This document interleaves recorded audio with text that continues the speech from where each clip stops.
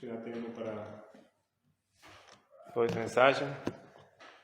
Vamos ler primeiramente no Antigo Testamento, o livro de profeta Jeremias,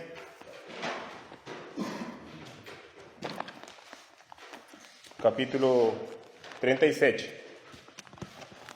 Depois vamos fazer também uma leitura no capítulo 38. Jeremias, capítulo 37.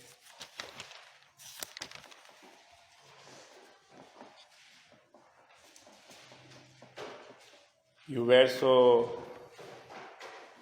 16. Entrando, pois, Jeremias nas celas do calabouço, ali ficou muitos dias. E mandou o rei Sedequias soltá-lo. E o rei lhe perguntou em sua casa em segredo e disse: há porventura alguma palavra do Senhor? Disse Jeremias: há. E disse ainda: não, na mão do rei de Babilônia serás entregue. Capítulo 38,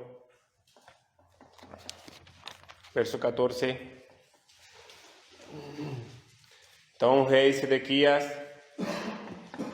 mandou trazer à sua presença a Jeremias, o profeta, à terceira entrada da casa do Senhor. E disse o rei a Jeremias: pergunto-te uma coisa, não me encubras nada. E disse Jeremias a Sedequias: se eu te declarar, porventura não me matarás? E se eu te aconselhar, não me ouvirás? Então jurou o rei Sedequias a Jeremias em segredo, dizendo: vive o Senhor, que nos fez esta alma, que não te matarei, nem te entregarei na mão destes homens que procuram a tua morte. Então Jeremias disse a Sedequias: assim diz o Senhor, Deus dos exércitos, Deus de Israel: se voluntariamente saíres aos príncipes do rei de Babilônia, então viverá a tua alma, e esta cidade não se queimará ao fogo, e viverás tu e a tua casa. Mas se não saíres aos príncipes do rei de Babilônia, então será entregue esta cidade na mão dos caldeus, e queimá-la-á ao fogo, e tu não escaparás das mãos deles. E disse o rei Sedequias a Jeremias: receio-me dos judeus, que se passarem para os caldeus, que estes me entreguem nas mãos deles e escarneçam de mim. E disse Jeremias: não te entregarão. Ouve, peço-te, a voz do Senhor, conforme a qual eu te falo, e bem te irá e viverá a tua alma. Nós estamos vendo aqui o conselho que vem da parte de Deus. Ouve a minha voz. O profeta estava falando da parte de Deus. Havia a palavra de Deus. No capítulo 37 nós vemos que ele pergunta se há a palavra do Senhor. Ele fala: há a palavra de Deus. Deus está falando por mim. O rei Sedequias tinha uma grande responsabilidade, rei de Judá. Responsabilidade de fazer a vontade de Deus. Mas se nós lemos o capítulo anterior, nós vemos que eles não fizeram aquilo que era bom diante de Deus. Eles não estavam fazendo as coisas conforme ao coração de Deus. Vamos ler rapidamente também, irmãos. Gálatas, capítulo 2 e versículo 9. Porque eu estou pensando nessa manhã, irmão, nas colunas. Colunas em nossas vidas, homens como colunas na igreja, no lar, na congregação. Gálatas, capítulo 2 e o verso 9. Aí nós vamos a ver uns homens que eles foram chamados de colunas.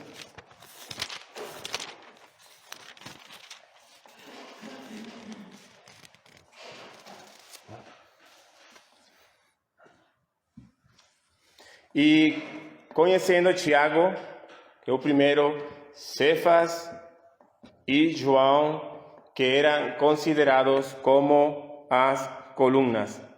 E a graça que me havia sido dada, deram-nos as destras em comunhão comigo e com Bernabé. Se nós lemos, irmãos, Atos capítulo 2, versículo 41 e 42, bem conhecido, nós vemos aí 7 colunas na igreja. Colunas fundamentais para que possa uma casa estar em pé.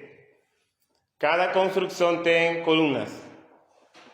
E dependendo da construção daquela coluna, a casa vai ficar em pé.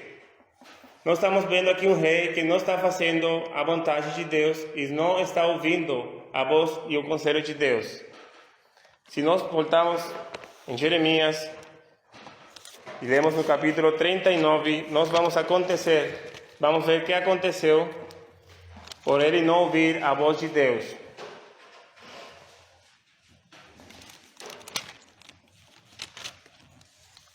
O capítulo 39. No ano 9 de Sedequias, rei de Judá, no 10º mês, veio Nabucodonosor, rei de Babilônia, e tomou o exército contra Jerusalém e a cercaram. No ano 10º de Sedequias, no 4º mês, aos 9 do mês, fez-se uma brecha na cidade. Foi aberto aquela segurança que tinha a cidade. Foi aberta uma brecha. E diz: e entraram nela todos os príncipes do rei de Babilônia, e pararam na porta do meio, a saber, Nergal, Sarecer, Sangar-Nevo, Sarsequim, Rabe-Saris, Nergal, Sarecer, Rabe-Negi, e todos os outros príncipes do rei de Babilônia. E sucedeu que, vendo Sedequias, rei de Judá, e todos os homens de guerra, fugiram, saindo de noite da cidade, pelo caminho do jardim do rei, pela porta que está entre os dois muros, e seguiram pelo caminho da campina. Mas o exército dos caldeus os perseguiu e alcançou a Sedequias nas campinas de Jericó. E eles o prenderam e fizeram-no subir a Nabucodonosor, rei de Babilônia, a Ribla, na terra de Hamate. E o rei o sentenciou. E o rei de Babilônia matou em Ribla os filhos de Sedequias. Matou em Ribla os filhos de Sedequias diante dos seus olhos. Também matou o rei de Babilônia a todos os nobres de Judá e cegou os olhos de Sedequias. E o atou com 2 cadeias de bronze para levá-lo a Babilônia. Nós estamos vendo aqui a consequência. Jeremias falou para ele que ele viveria se ele fazia a vontade dele. Viveria o povo, viveria a sua casa e viveria ele. Nós estamos vendo, irmãos, colunas fortes na congregação como imagem de um povo.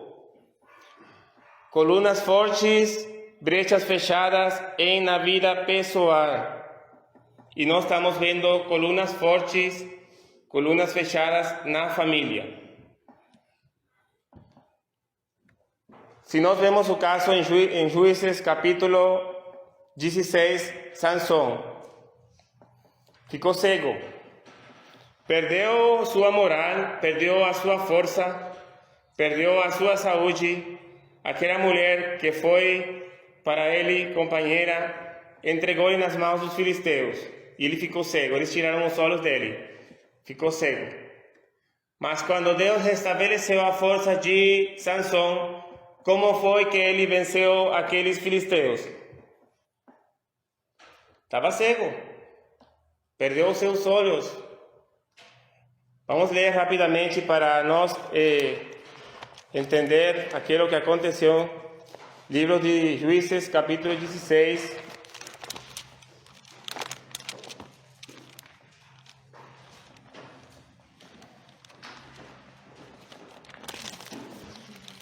Juízes capítulo 16 e o verso 26.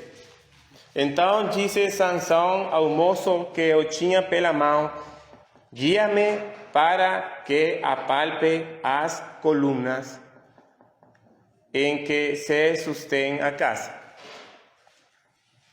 para que me encoste a elas. Ora estava a casa cheia de homens e mulheres, e também ali estavam todos os príncipes dos filisteus, e sobre o telhado havia uns 3.000 homens e mulheres, que estavam vendo Sansão brincar. Um espetáculo.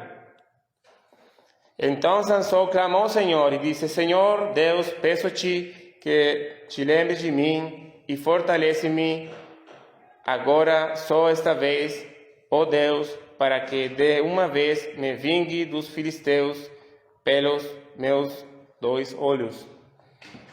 Abraçou-se, pois, Sansão com as 2 colunas no meio em que se sustinha a casa e arrimou-se sobre elas com a sua mão direita numa e com a sua esquerda na outra.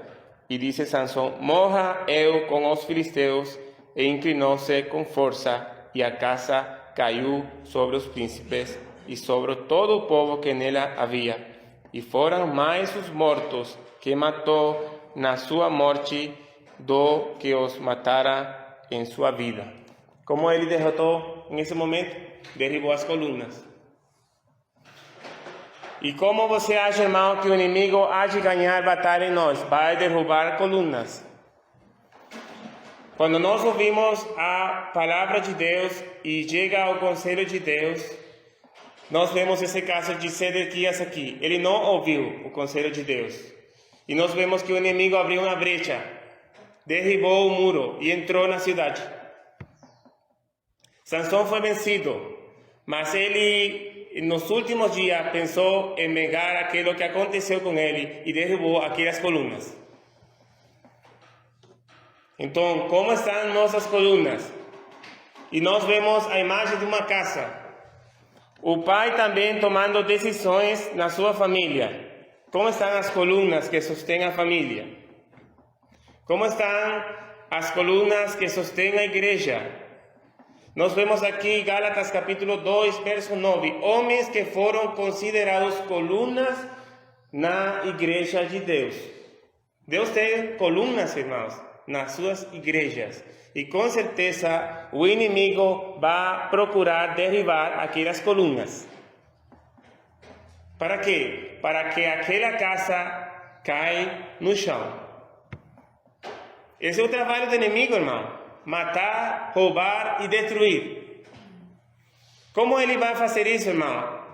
Atos capítulo 2, verso 41, 42, são mencionadas aquelas 7 colunas principais na vida cristã, na família e na igreja. E perseveravam, e nós vamos ouvir cada uma delas. São mencionadas e podem ser aplicadas em nossa vida particular, na congregação e na família. E Sansão entendeu: se eu quero derribar o inimigo, eu preciso derribar as colunas que suportam esta casa. E foram mais de 3.000 homens que morreram aquele dia. Irmão, o inimigo conhece onde estão nossas colunas, mas uma coluna que é forte não é fácil de derribar. Não é fácil, irmão, de derribar. Vamos ler rapidamente 1 de Timóteo capítulo 3. 1 de Timóteo capítulo 3, eu quero dar passo também a outro irmão, que nos possa ensinar também.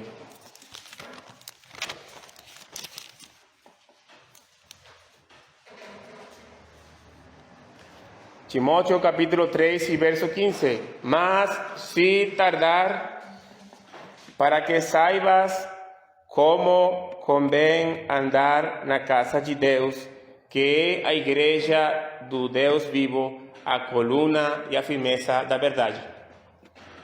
A coluna, irmão, é aquilo que sustém nossa casa. E o Senhor falou àqueles 2 homens construtores que fizeram a sua casa.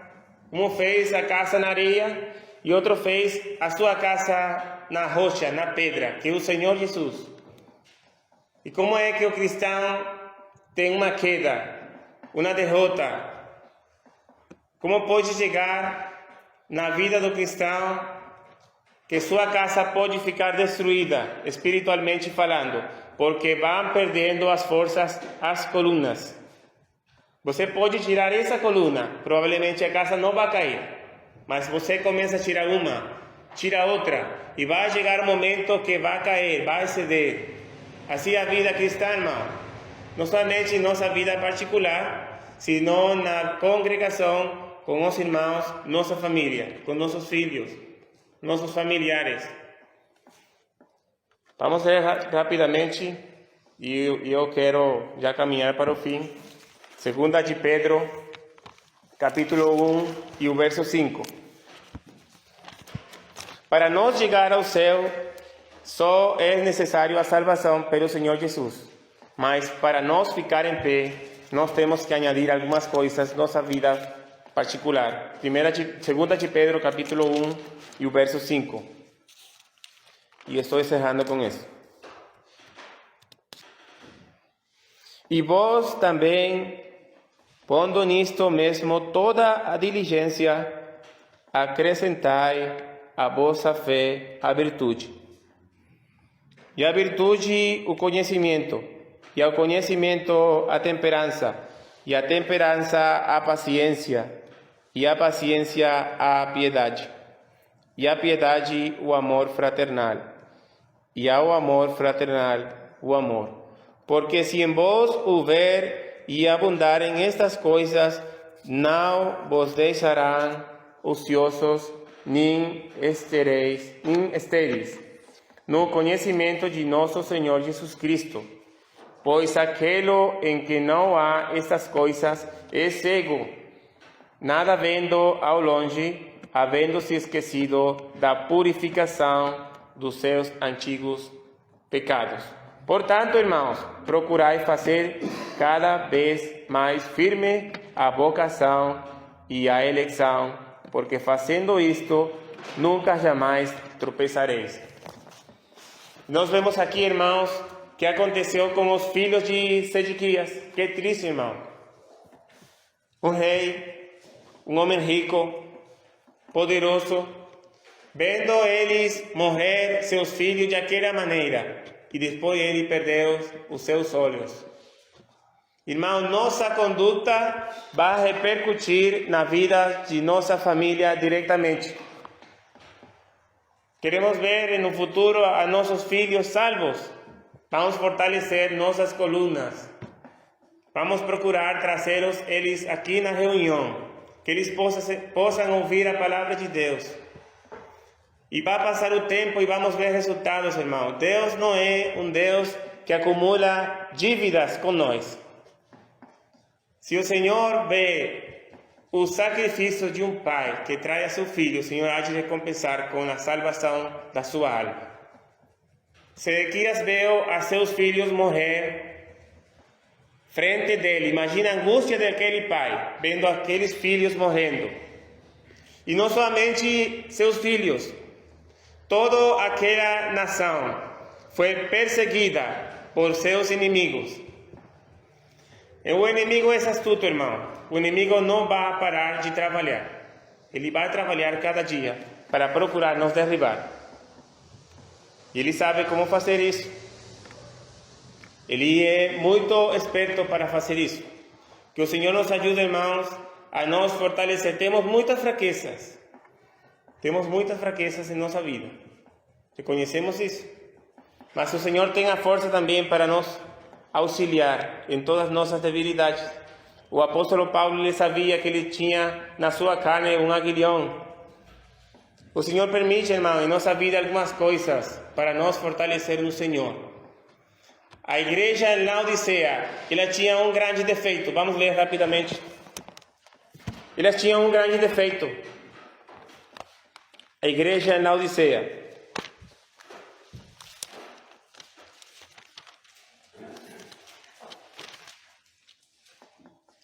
Apocalipse capítulo 3 e o verso 14.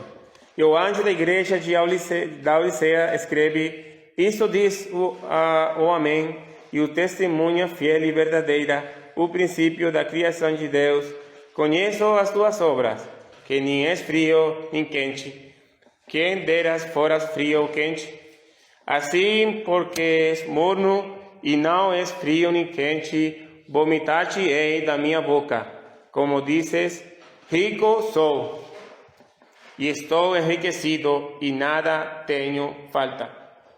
De nada tenho falta.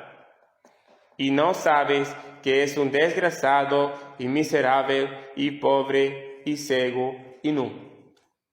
Pensar que não precisa depender do Senhor, irmão. Quando nós muitas vezes estamos economicamente bem, fisicamente bem, é provável que uma pessoa possa pensar que não precisa do Senhor. Que o Senhor nos ajude, irmão, a ser sempre dependente dEle. Quantos irmãos chegaram a acumular riquezas, e quando chegaram a acumular riquezas, esqueceram do Senhor.